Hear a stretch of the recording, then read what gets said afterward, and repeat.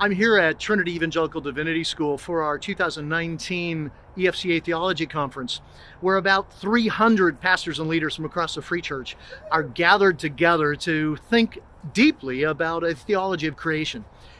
Well, being back on campus reminds me of a lot of what God did in my life. In fact, let me just pan around so you can see not just the chapel, but even more the campus, the mansion building across behind me. And if you go a little bit farther, the library where I spent a good bit of time trying to make sure I passed all my classes.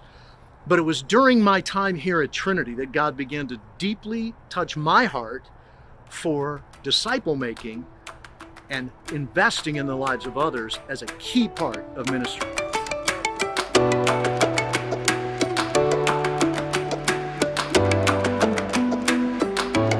If we're going to see God do some significant work in multiplying transformational churches among all people and seeing ministries grow and develop across the Free Church, it's going to have to be founded upon Jesus' command in the Great Commission to be making disciples. And not simply making disciples, but to take that one step further, as the Apostle Paul wrote to Timothy, that we would entrust what we have learned to others who could then entrust it to others, and the process goes on.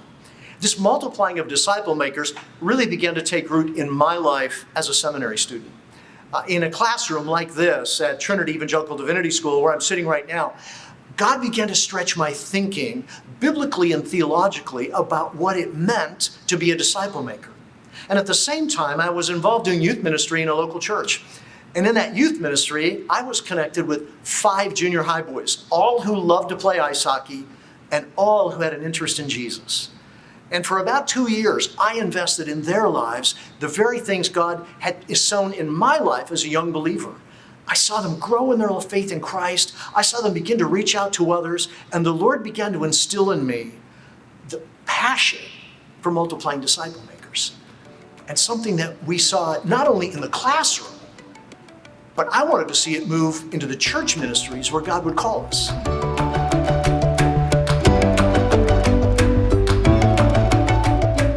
After leaving Trinity, Becky and I moved to a church in southeast Minnesota.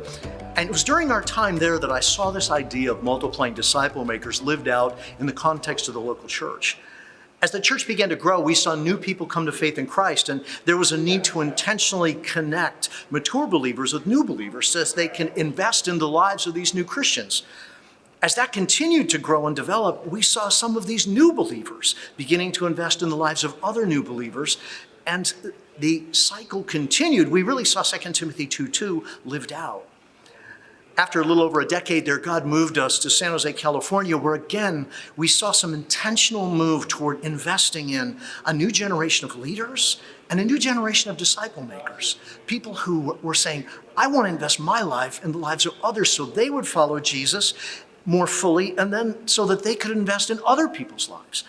And it was out of that we saw leaders raised up for the church, for ministries in the community, and for the marketplace. God was honoring this sense of multiplying disciple makers in the place where he called us. And I'm convinced in your church too, as we take seriously investing in others so that they can in turn invest in others, in thereby multiplying disciple makers, we'll see the impact of the kingdom grow in your community and in your church to the glory of God.